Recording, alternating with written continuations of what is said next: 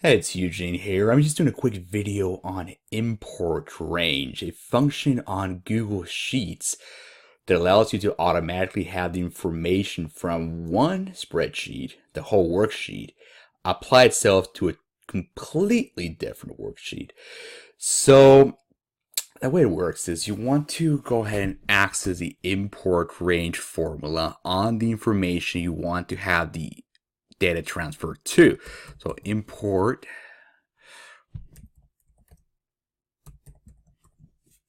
and add a quotation mark, and you want to get the key of the information you're grabbing the data from. So this is the Google ID key, so get that. That pretty much just tells the import range. You're getting the information from this specific spreadsheet, so it doesn't matter if you change the title or any data, it's always going to get that. So paste that, close the quotation mark, add a comma, add a different quotation mark, and now what you want to do is get the information for the name of the sheet, which is on the bottom right here. So in this case, it's sheet 1. It could be a different name. There might be multiple sheets. So just get the sheet, the information you want to get it from.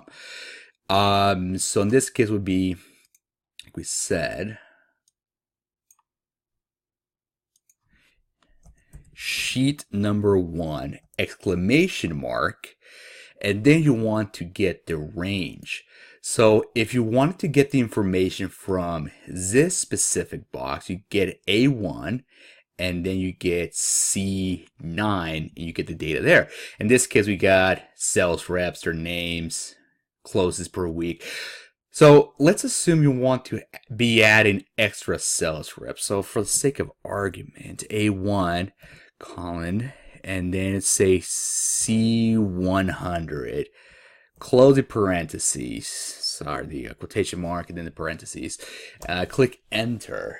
And unless you have the spreadsheet in, set up that anyone with say URL for the spreadsheet can access it, or make it public, if it's private, you will get this reference error. So all you gotta do is allow access, like I said, but this is not gonna be a problem if the sharing options are different or not private. So now you got the information automatically transferred from spreadsheet A to spreadsheet B.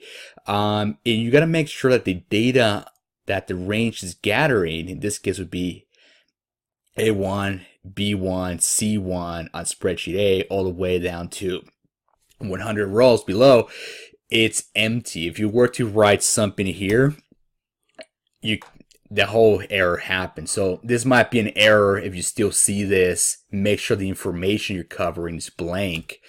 As long as you're not covering the data this function is covering, so A, B, C, 100, you should be fine, right? So let's test this out. So if I were to change this, say Mike had some cancels, so from 27 drop to 24, 24 here is going to update. There you go. So let's do another change. So let's say, for example, Tom, he got an extra couple of cells. So the 11 here is going to become 13. If I change this to 13, enter, and there you go. Say we want to add a new sales rep. 9. Let's call him Ramon. And let's say Ramon got 18 sales this week. And there you go. That's pretty much the basics of the import range. You can do a lot more creative stuff, play around with it. I might make a second video, third video on that, but there you go. That's the basic of the import range.